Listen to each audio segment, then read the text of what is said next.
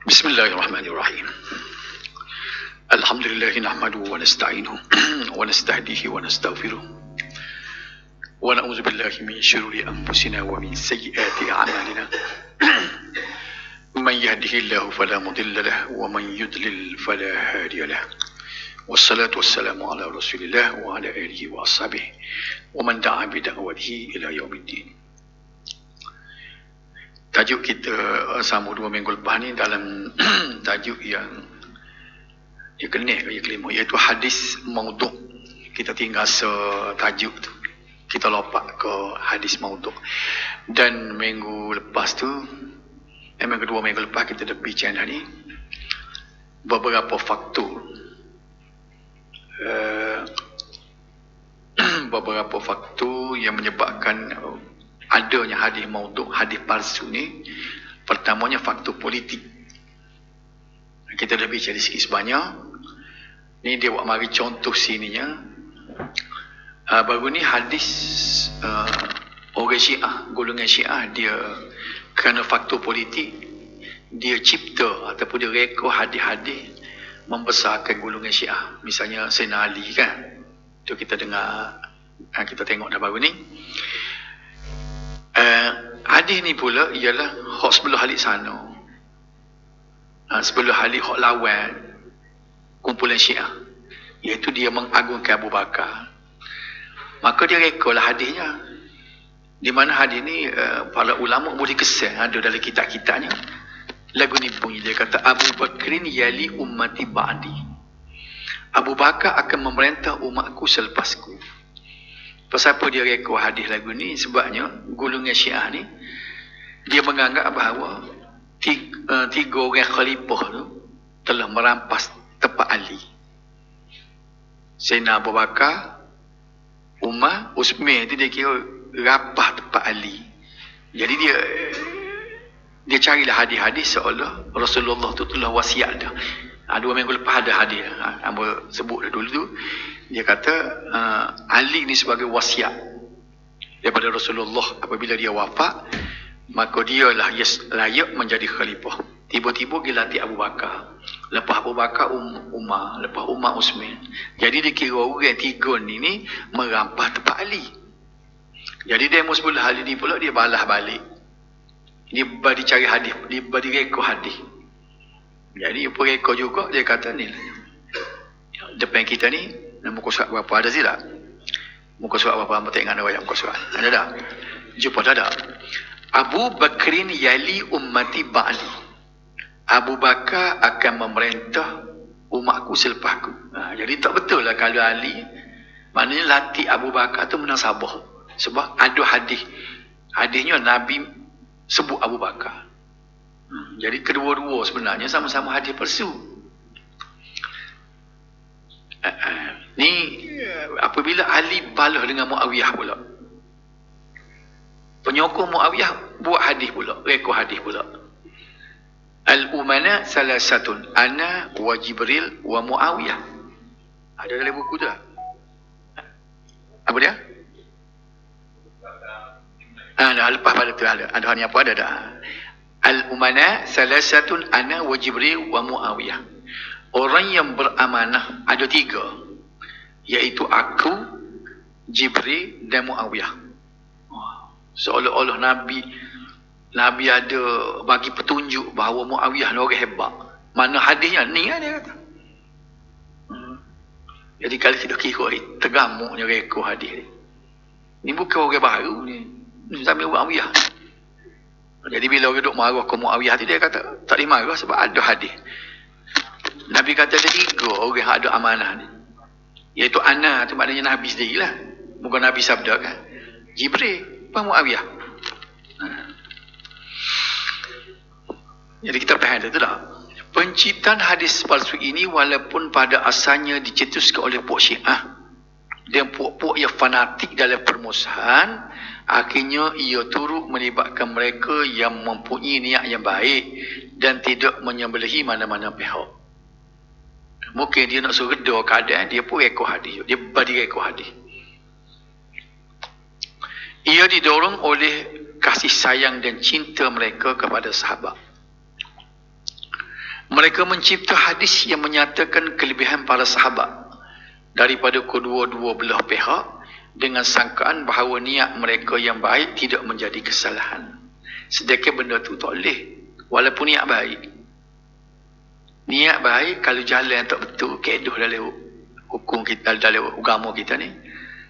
Al-ghayah la tubarrirul wasilah. Matlamat tidak menghalalkan cara.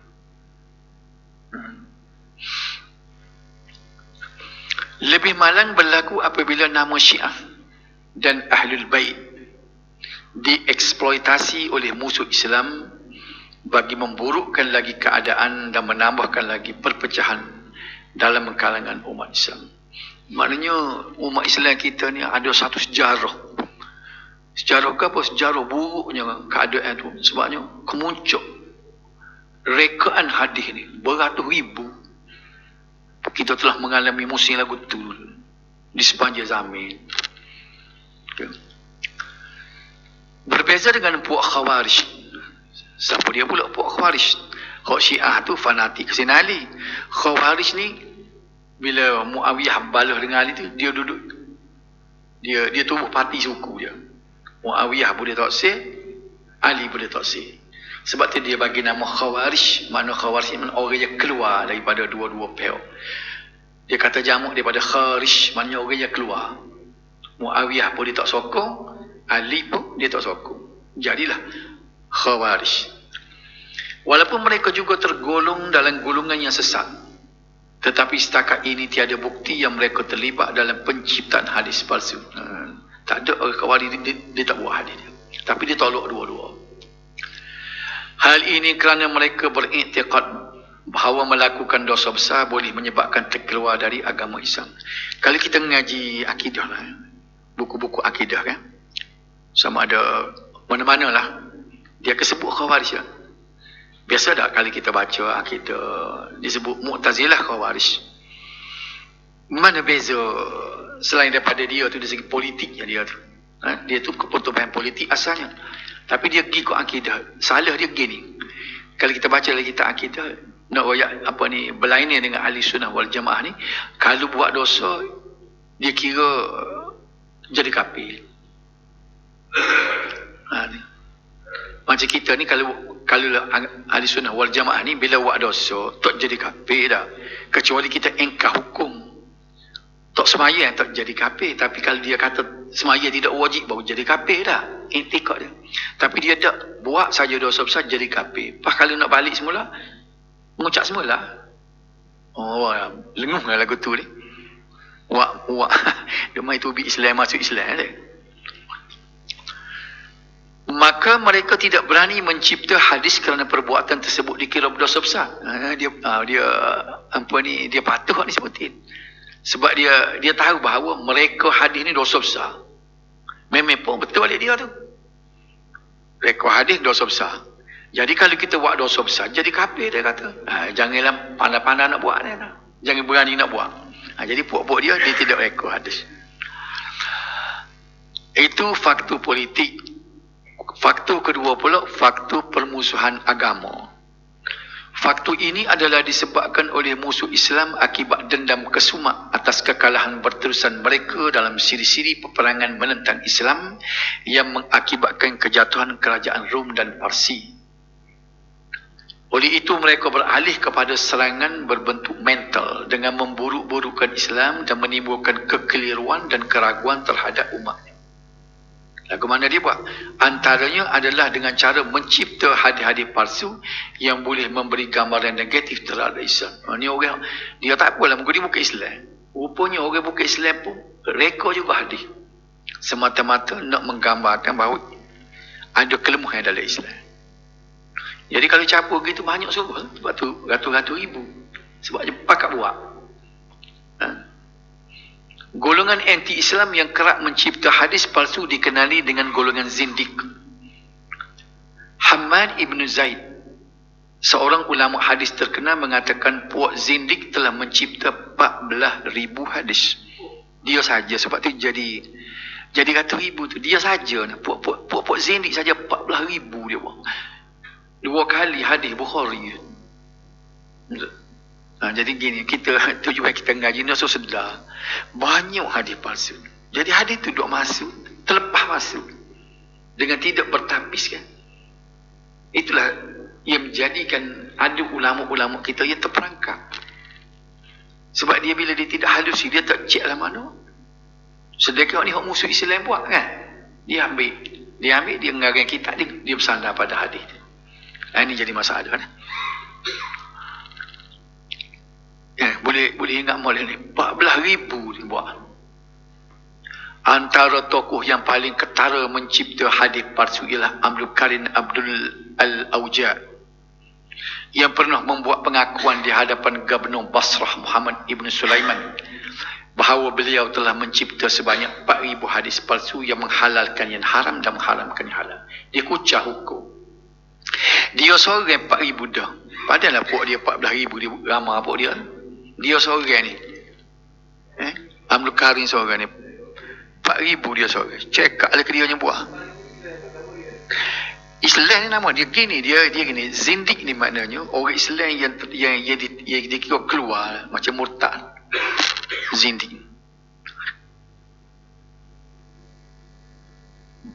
Dia jadi maknanya kalau hukum tu hak halal, dia rekod hadis dia jadi halal. Hak haram dia buat dia jadi halal. Jadi kacau bila habis. Itu nombor 2. Nombor 3 pula faktor ta'assub kepada kabilah, negeri dan pemimpin. Ada juga. Antara sifat negatif yang menjadi pegangan setengah orang Arab ialah sifat perkauman atau ta'assub yang melampau kepada bangsa mereka dan memandang rendah kepada bangsa lain, terutama daripada golongan hamba. Ekoran itu mereka mencipta hadis palsu bagi tujuan menguatkan dan mengangkat martabat dan status masing-masing. Ini hijab dunia belakang ni. Nak suruh nampak dia ni martabat tinggi, orang hormat ke dia, maka dia cari hadis-hadis yang boleh, yang menampakkan bahawa mulianya bangsa dia, puak dia. Contohnya orang Parsi. Mencipta hadis yang menyatakan kelebihan bangsa mereka seperti hadis Inna kalamal din hawlal arshi bil farisiyah. Sesungguhnya kalam atau bahasa orang-orang di sekitar aras ialah bahasa Parsi. Para malaikat duduk di aras, jaga arasnya, dia kecil Parsi so.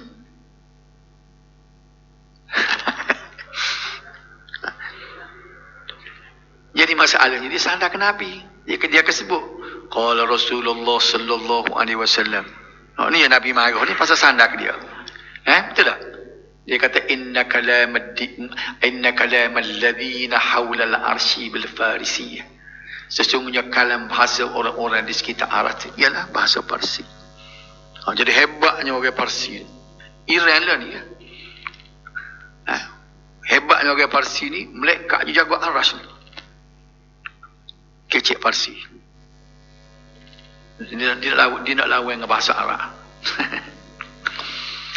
Sebagai tindak balas mereka yang berbangsa Arab pula mencipta hadis. Orang Arab dengar dia marah.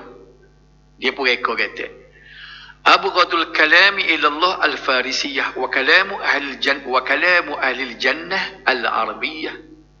Bahasa yang paling dibenci oleh Allah ialah bahasa Parsi. Dan bahasa ahli syurga ialah bahasa Arab. Balas kalian. Tengok ni permainan ni. Nak balah tadi dia kata malaikat jaga arah kecik Parsi. Dia mau arisan. Apa tak betul ni Nabi kata ni. Hak paling Tuhan benci ialah bahasa Parsi dia kan. Sedangkan bahasa Arab ni bahasa ahli syurga dia.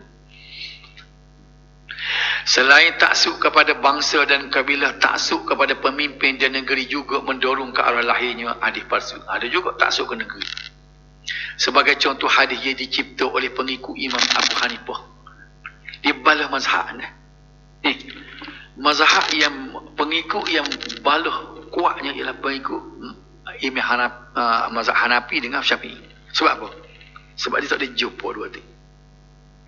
Tahun Imam Hanafi mati 150 Hijrah, tahun tu Imam Syafi'i lahir. Tahun dulu lah. Imam Syafi'i kita dia lahir 150 Hijrah, dia mati 204. Imam Hanafi ni dia mati tahun 150. Tahu Imam Syafi'i beranak. Jadi dia badi hebat. Orang ni kata hebat. Imam mazhab dia, orang ni kata hebat mazhab. Ambo ya dia cerita dulu. Sampai dia antara benda dia balah antara dua pengikut ni. Katanya pengikut Imam Hanafi, dia kata demi nak menjaga kemuliaan Imam Hanafi, Tuhan tidak lahirkan Syafi'i lagi.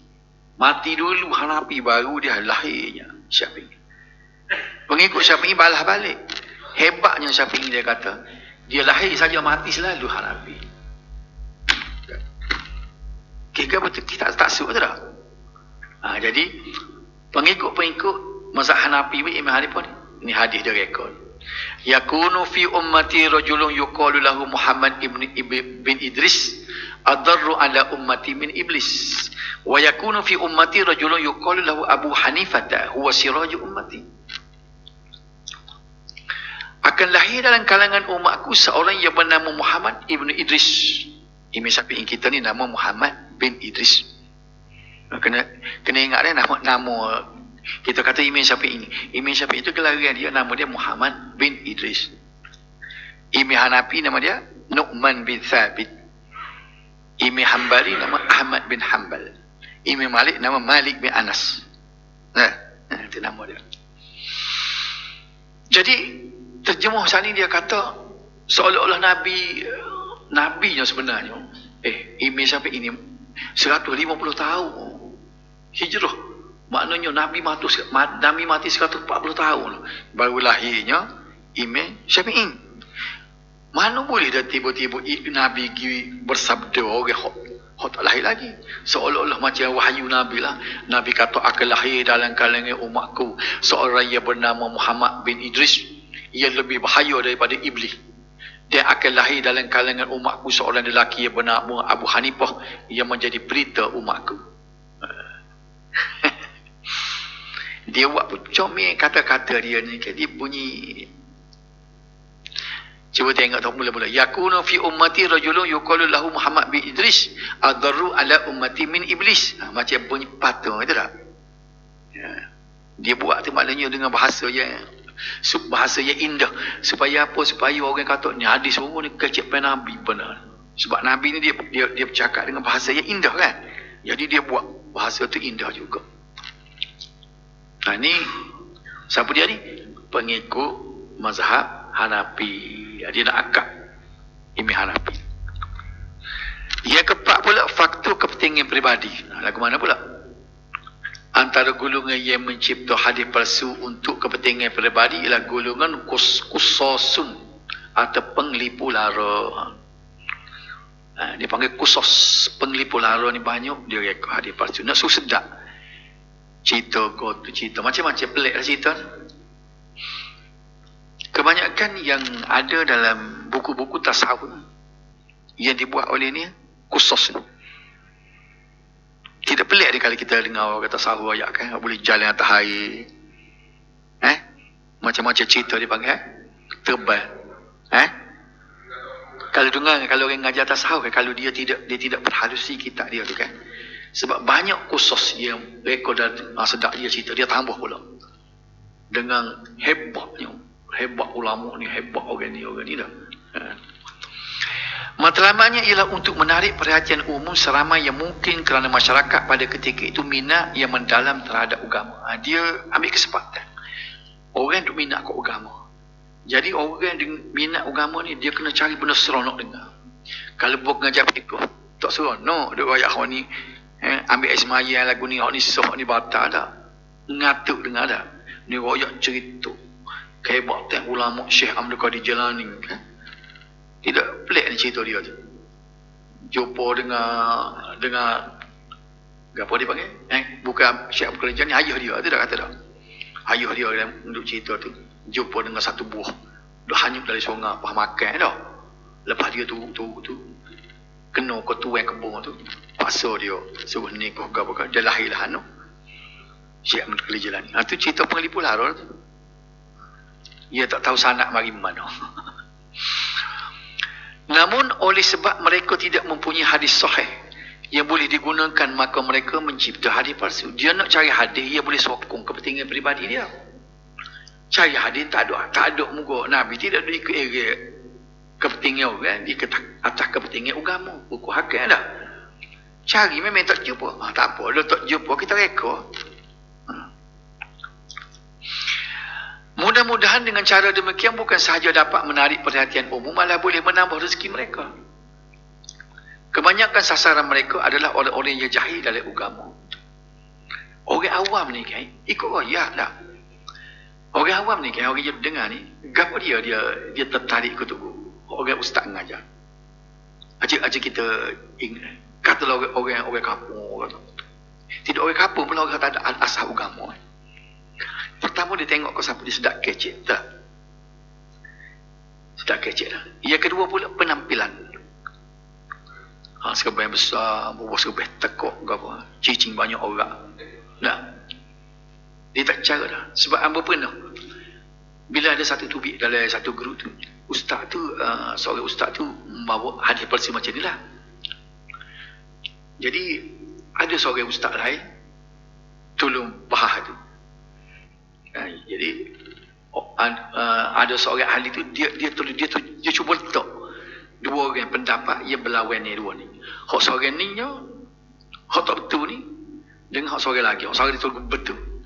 Jadi orang ahli dalam grup dia kata apa? Dia kata tak, saya nak pakai hak tadi dia kata. Sebabnya tengok ke dia ni sejuk dan mata, tengok ke mata sejuk, nampak muka jernih dia kata. Nampak tak? Dengan penampilan pakai serban apa hak ni pakai piah saja dengan baju Melayu. Hak seorang ni pula dengan serban lagi dengan jubah dua lapis. Bos sebat ni lagi lepas tu pakai serban tekuk. Dia kata saya suka hak ni. Saya suka dia kira. Dia tak kira hak ni bawa hadis palsu. Hak ni tolong betul. Nampak tak? Jadi keadaan jahil masyarakat lagu tu dia jadi sasaran. Mudah orang nak sebar benda-benda palsu apabila masyarakat apabila masyarakat jahil. Nak perubah benda ni tak ada cara lain, iaitu mewujudkan masyarakat celak ilmu. Waktu kita kena ngaji, baru kita boleh kita tidak kata terikut-ikut. Biar kita tu bila kita ngaji, cara kita nak menilai sesuatu kebenaran tu bukan tengok kepada penampilan lah. Kita nak tengok apa dia buat mari mana. Ambil daripada kitab mana. Kitab pula tu kalau jujur sampai kepada sumber asal dia hadis ataupun Quran. Dah. Itu cara kita. Dan yang kelima pula faktor kejahilan agama. Biasanya faktor ini melibatkan mereka yang suka dan inginkan kebaikan, tetapi disebabkan kejahilan mereka mencipta hadis palsu. Nak baik. Nak kepada benda baik. Pada awalnya mereka berniat baik apabila risau dan bimbang melihat masyarakat Islam yang tenggelam dalam kehidupan dunia sehingga melupai urusan akhirat. Baik. Dia dakwah. Dia niat baik ni pendakwah. Dia maknanya dia duka cita tengok umat Islam yang keruntuhan moral, toksik buat amal, buat maksiat dah. Dia nak jadi pendakwah. Tapi dia nak guna hujah ada. Dia berasa tak erak. Mengingatkan orang dengan ancaman-ancaman raka tu, dia berasa tak kuat. Hak ada hadis ada. Maka dia cari hak berat lagi. Kamu ambil satu contoh lah. Dia marah kat orang duduk kecil atas masjid. Duduk buah atas masjid. Memanglah tidaklah siapa dosa besar gitu. Buah kosong atas masjid. Kecil dunia lah kira. Ada hadis. Ada lagi kitab. Dan Abu pernah jumpa di sebuah masjid. Dia buat ngakak comel. Lagu mana bunyi? Man takallama bi kalamid dunya fil masjid ahbatallahu wa a'malahu 40 sanah. Sesiapa dia yang bercakap dengan bercakap dunia di atas masjid, nescaya Allah akan menggugurkan pahala amalannya 40 tahun. Kecik duk buat, misalnya duk buat tak tengok bola aku lepas ni. Kecil dunia kira tu tak? Sudah semaya jawab salam. Si tanya misalnya tak jumpa. Tak si tengok bola ke ada pukul 9 ni. Sial langsung. Dia marah tu kecil dunia tu. Bacalah hadis tadi. Siapa dia kecil benda dunia 40 tahun hok duk semaya, duk puasa, duk berzikir. Lelah kita tak? Jadi maknanya apa dia tu? Dia berniat baik. Dia dah menghalang orang daripada bercakap dunia, maka dia rekod hadis pun tadi. Ini bukan ada hadis lagu tu. Jadi nak rakyat juga. Buat masjid tu pula dia tengok benda lagu ni. Ambo singgah semaya ni tengok. Dia buat makhosah. Sedangkan hadis palsu dia tulis. Ayat apa mentakallama bi kalamun dunia dia tulis. Berkali tu email tu maruh orang duk buah kali atas masjid, mana jopo hadis dia buah tu. Bagapo dia hukumnya? Kita tengok di depan hukum dia dosa walaupun niat baik. Dosa mana? Dosa kerana kita kata hadis bukan hadis. Situ lah. Jadi kita faham tu tak? Kita cemak sikit. Jangan duk main ikut dia jumpa hadis pakai yoh lalu dah. Pasal kita jadi subhak sama dah. Jadi pada pandangan mereka, cara yang berkesan untuk menyelamatkan umat Islam yang dilalaikan oleh dunia tadi ialah mencipta hadis palsu yang boleh menggalakkan mereka beramal untuk akhirat. Ini ada dari kitab ni. Jadi kita akan tidak ingat pada jarumah. Man ta'allama baban minal ilmi ya'malu bihi aw lam ya'mal bihi kana afdal min an yusalliya alf raka'atin tatawwu'a. Sedap bunyi tu. Siapa dia belajar satu bab daripada ilmu, dan ilmu dia belajar itu sama ada dia amal ataupun tidak ilmu tadi, maka lebih baik daripada semaya sunat 1000 rakaat. Pasal apa? Dia nak seorang yang mengaji di masjid dia. Kita mengaji, katakanlah malam ini kita mengaji satu bab hadis maudhu'. Dia kata lebih baik daripada semaya 1000 rakaat. Tu ada dalam kitab hadis tu. Siapa dia yang rekod? Orang ni, orang asalnya dia berniat baik nak menarik orang tutup ilmu. Maka dia rekod lah tadi. Orang kata lebih baik daripada semaya 1000 rakaat ni. Mari kita pergi ngaji. Jadi jawab dia nya sebut tadi, al-ghayah la tubarrirul wasilah. Matlamat tidak menghalalkan cara. Matlamat baik, cara tak betul, Islam tak terima. Sekalipun golongan tersebut mempunyai niat yang baik, sebenarnya mereka menambahkan lagi masalah. Buat kijak Nabi marah. Sebenarnya, ya Nabi marah sangat. Maknanya, kredibiliti Nabi itu jatuh. Artinya orang tengok Nabi ni tidak praktikal. Bukan-bukan buat mari hukum tak. Sedangkan Nabi kita ni orang yang ideal, yang sempurna, terima wahyu daripada Tuhan. Manusia yang menjadi contoh. Tiba-tiba bila orang rekod hadis seolah menggambarkan dia tu tak pandang lah. Ikut si hukum lah macam tadi. Hal ini kerana mereka mudah dipercayai dan diyakini oleh masyarakat kerana pribadi mereka yang soleh dan zuhud ni. Dengar dia mau nak royak misalnya. Orang ke pasar terima lalu. Dengar. Siapa dia nak royak ni? Tengok ketuan.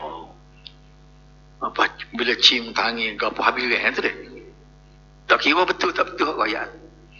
Baik, sedangkan pengisian yang dibawa adalah batil dan palsu dari sudut ilmu dan amalan. Menurut seorang ulama hadis Yahya ibn Sa'id Al-Qattan menyatakan bahawa beliau tidak pernah melihat pembohongan dan pemalsuan hadis yang paling banyak melainkan daripada golongan yang menggelarkan diri mereka sebagai zuhud dan soleh. Ni. Sebab tu banyak dari kitab tasawuf hadis palsu ni. Sebab hadis palsunya katanya pada Yahya ibn Sa'id ni. Dia kata aku tengok hadis palsu yang paling banyak nak banding dengan kumpulan-kumpulan lain, hak paling banyak sekali duduk rekod dan duduk amal hadis palsu ialah gulingi orang zuhud, gulingi orang soleh, tarikat gabung. Sebab tu dalam bidang fiqh, dalam bidang akidah, dalam bidang tasawuf, hadis palsu banyak dalam kitab tasawuf. Bukan tak ada kitab fiqh pun ada, kitab akidah pun ada. Tapi tidak sebanyak dalam kitab tasawuf. Pasal apa? Sebabnya orang zuhud dengan orang soleh duduk situ. Tidak orang zuhud dengan soleh ni dia orang tasawuf dah. Buat dia dah paling banyak sekali reka hadis palsu. Boleh nampak tak? Jadi kalau nak ngaji tasawuf kan, benda yang baik, ngajilah kitab Imam Ghazali, Ihya'an Mau'izatul Mu'min. Kalau kitab-kitab tasawuf kali nilai itu, kalau kita cek, berlambuk-lambuklah hadis palsu.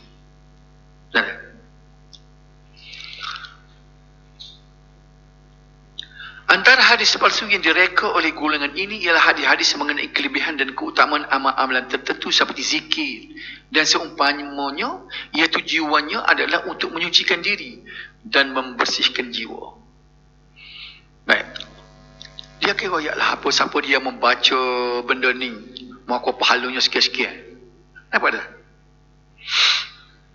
Sebab Nabi kan, kalau dia menggambarkan sesuatu pahala tu kan, dia tak ada sebut dengan cara detail. Nabi tak, dia tidak kata boleh berapa ribu, berapa benda-benda, benda-benda bukan-bukan. Kita ambil contoh hak Nabi sebut. Nabi sebut gini misalnya, kalimatan thaqilatan 'alal lisan, kalimatan khafifatan 'alal lisan, thaqilatan fil mizan, habibatan ila rahman. Subhanallah wa bihamdihi subhanallahil azim. Ini hadis Bukhari Muslim dah. Dua kalimah ia ringan sebut di lidah, tetapi berat dalam atas timbangan dan sangat dikasihi oleh Tuhan. Gapo dia? Subhanallah wa bihamdihi subhanallahil azim. Malah betul kan Nabi ayat. Nampak tak? Hak ni sahih tu.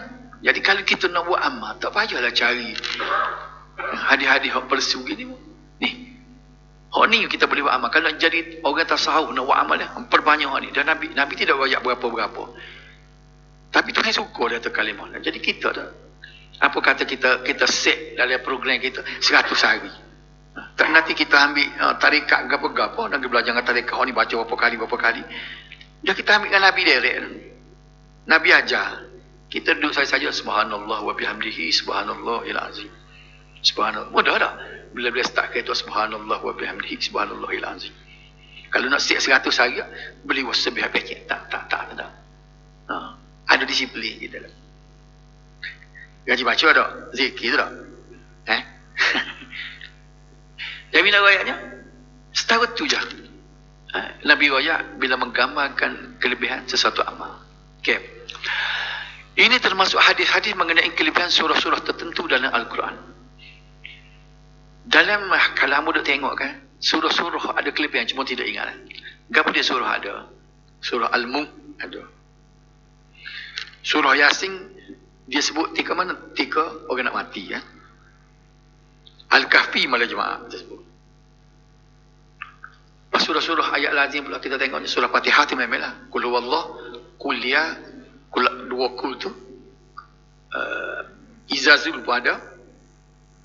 Qul ya ayyul kafirun pun ada. Tu di antara hak ambo tengok adalah hadis.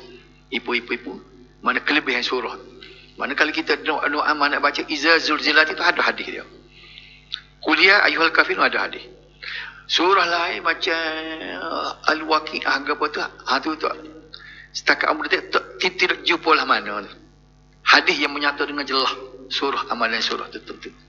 Tapi surah Yasin ayatnya dia kedudukan dia macam surah lain je. Bukan kata kelebihan bukan duduk di malam jemaah.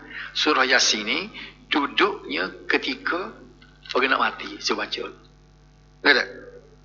Baik. Lepas tu kalau kita baca juga malam jemaah, tidak duduk salah. Tapi kualiti dia, mutu dia serupa surah lain. Dibaca Yasin pada malam jemaah serupa dengan baca surah lain. Dia tak ada kelebihan malam jemaah, dia tak sebut pun. Hak sebut malam jemaah dan hari Jumaat, dua-dua ada hadis. Surah Al-Kahfi. Baca ada belakang ada tu. Jadi kalau kita nak cari kelebihan kan malam jemaah ni, biarlah dulu kalau baca Yasin juga dah biasa bacalah. Tapi cuba juga jangan tinggal surah Al-Kahfi. Sebab tu jelas Nabi sebut. Surah Al-Mulk tu dia disebut apabila orang baca tu, apabila dia mati ke apa, sebab tu orang baca tengah malam tu. Sebelum tidur surah Al-Mulk. Tu ada hadis. Baik. Orang yang mereka hadis palsu, dia tak kena dengan hak tu. Dengan surah-surah ada tu. Maka dia suruh orang baca surah tu, surah ni. Bila tak ada hadis, ada rekod hadis. Betul tak? Okay. Sebagai contoh, qira'atu suwaril qalaqil aman minal faqri. Tengok. Membaca surah-surah Al-Qalaqil yang bermula dengan kul boleh menghindarkan diri daripada kefakiran. Ni pada sini. Maknanya ada kul wallah, kul a'udzu bil falaq, kul a'udzu bin nas, kul ya. Kalau baca 4 kul ni, insya-Allah kita ni tidak akan jadi miskin. Gaji ada orang doa ayat dah. Tapi hadis palsu ni. Sedangkan 3 kul ni dengan kuliah ni ada kelebihan, tapi kelebihan Nabi tak royaklah siapa ke menjadi kefakiran. Dia sebut bila baca ni seolah-olah membaca 1/4 daripada Al-Quran. Kamu tak apa ingat dah, pasal banyak dah. Baca kul izazu tu kalau tidak ingat 1/3 daripada Al-Quran. Dia ada sebut tu. Amu ipu baru ni tak ingat dah baca. Tiga orang duk tanya kan beberapa surah. Jadi salah ke tidak salah dia baca 4 benda ku tadi? Memang tak salah sebab 4 ni adalah hadis. Kuliah ada dalam hadis. Kul a'u, dua kul a'u ada dalam hadis. Kul huwallah pun ada. Kalau siapa nak baca hak ni amal yang boleh baca. Hak ni ada dalam hadis sahih. Tetapi yang kata boleh hindar daripada kefakiran, ia boleh jadi tak miskin dengan baca dia. Hak tu salahnya.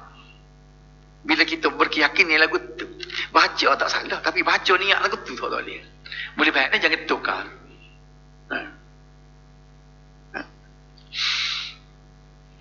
Lapan berapa minit ni? Kita berhenti sampai suku dah.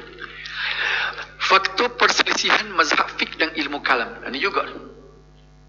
Memanglah kita tengok. Masalah fiqh ni tak pernah boleh kita satukan manusia. Sebut je hukum-hukum apa tidak akan sepakat. Betul tak? Cuma pendapat yang boleh terima atau tak boleh terima tu soal lain. Contoh hamba sebutkan. Orang laki-laki boleh berkahwin sekapat. Itu tidak sepakat. Ada mazhab yang kata boleh kahwin sampai 18. Tapi orang tak terima. Apa dia?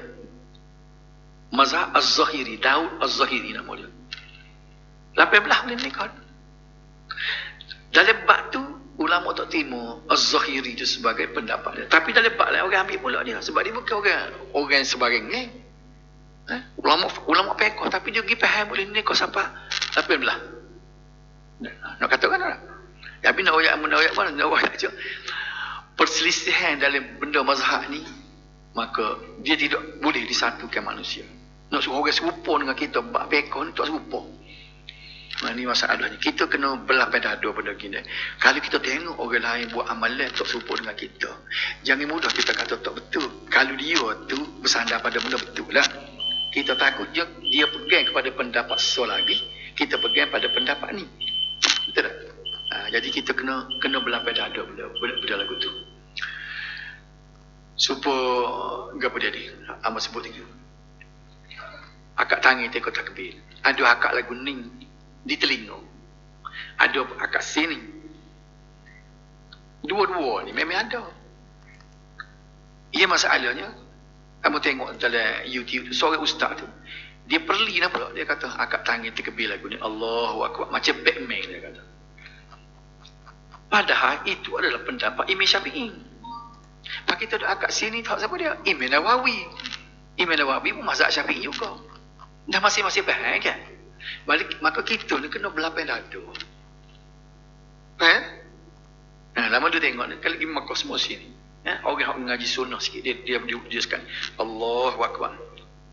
Sebab nak faham hadis tu, Imam Nawawi kata dak sini, Imam Syafi'i kata sini. Pak kita nak tolak Imam Syafi'i.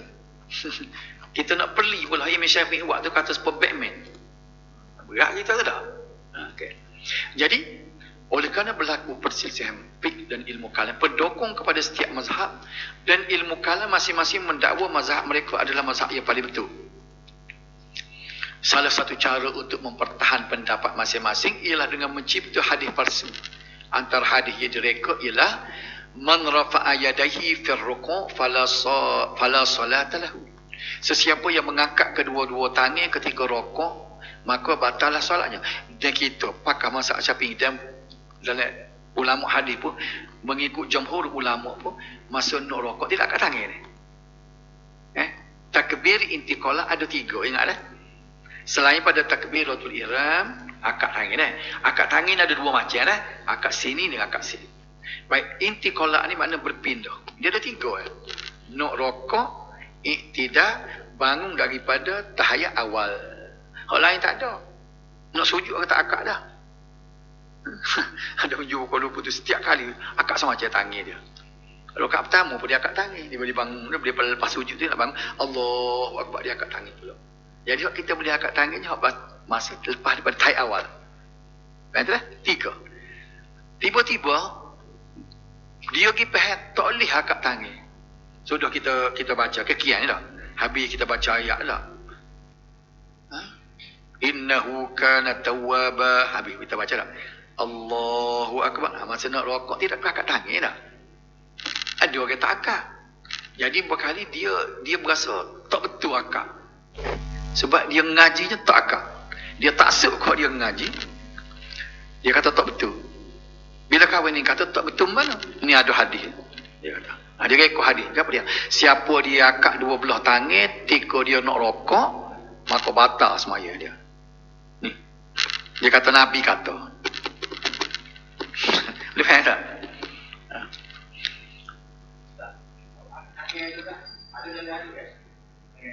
Dia hadis dia dua-dua. Hazwa mankibaihi dengan hazwa uzunaihi. Separa dengan bahu dan separa dengan telinga. Imam Syafi'i dia ambil hazwal mankibaihi. Ni lagu ni. Imam Nawawi dia ambil mankiba uzunai. Apa nak kata mana dua hadis ada? Sama dengan bahu, sama dengan telinga.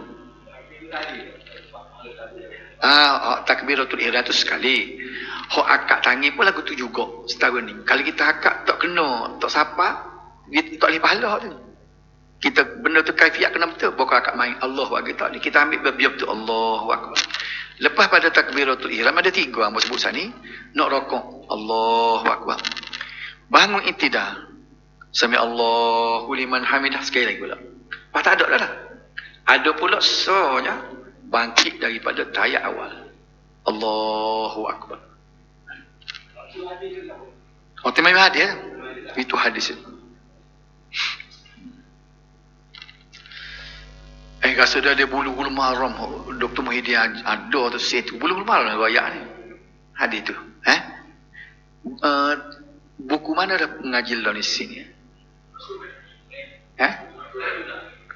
Solat sunat. Takut dalam tu ada ni. Disebut 3 tu. Kita memang ada tu. 3 tepat dah ada, memang ada disebut. So lagi dah enggak bisa ada sampai 10 minit, 5 minit. Faktor pengampu pemerintah ada juga. Yang ketujuh ni orang rekod hadis kerana nak mengampu orang besar. Bodek boh. Pemalsuan hadis bagi tujuan mengampu pemerintah mula berlaku pada zaman Khilafah Abbasiyah.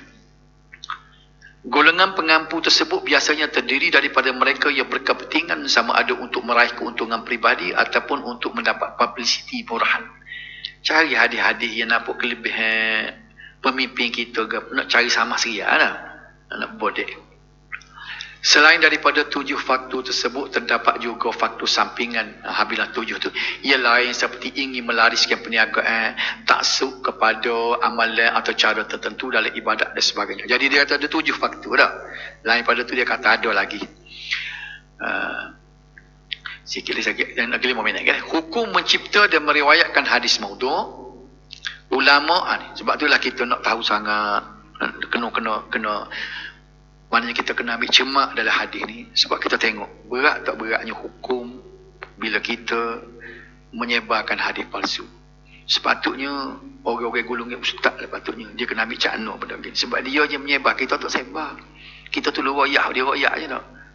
Jadi ulama' menyatakan bahawa haram mencipta hadis maudhu' secara mutlak atau orang je buat haram. Ia merupakan ijma' kecuali mazhab Al-Karamiyah yang mengharuskan dengan tujuan menggalakkan umat Islam melakukan kebaikan dan menakutkan mereka daripada melakukan kejahatan. Ini mazhabnya kita tak terima ni, Karamiyah. Pendapat Al-Karamiyah ini tertolak kerana tiada asas dan dalil sama ada nakli atau akli, sedangkan Rasulullah sallallahu alaihi wasallam memberi amaran kerah terhadap mereka yang mendustai baginda sebagaimana sabdanya. Ni orang panggil hadis mutawatir ni. Man kadzaba alayya muta'ammidan falyatabawwaq maq'adahu minan nar. Ni kena hafal kalau di hadis.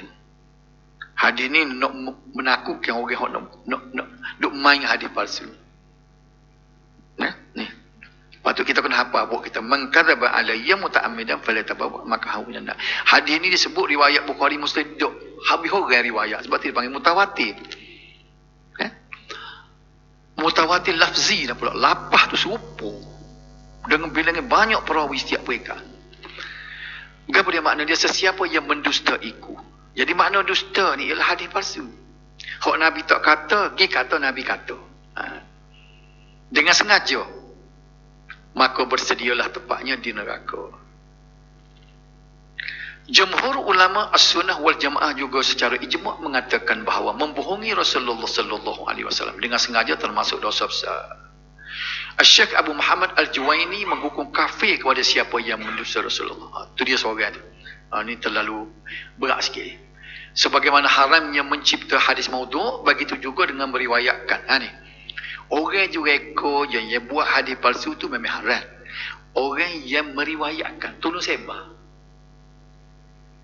Sabda Nabi sallallahu alaihi wasallam, "Man haddatha anni bi hadisin yura annahu kadhibun fa huwa ahadul kadhibin."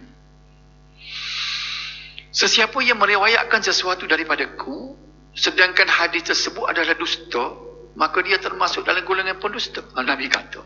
Dia tahu dah hadis tu hadis. Bukan hadis bukan daripada sabda aku. Hak orang reka.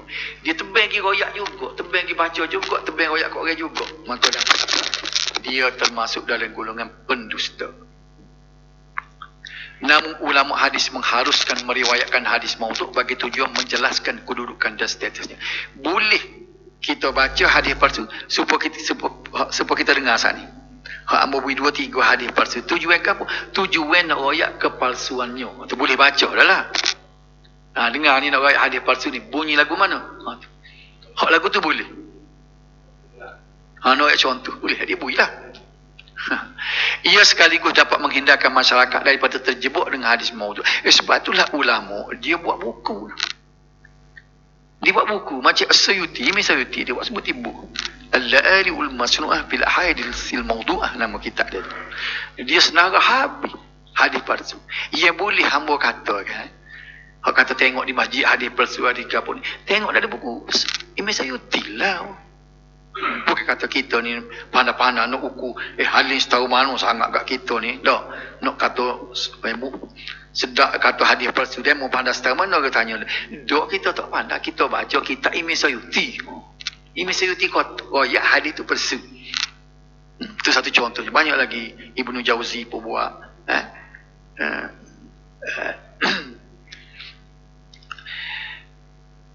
baik, lepas tu usaha ulama membatalkan hadis maudhu'. Boleh berhenti sudah, boleh habis.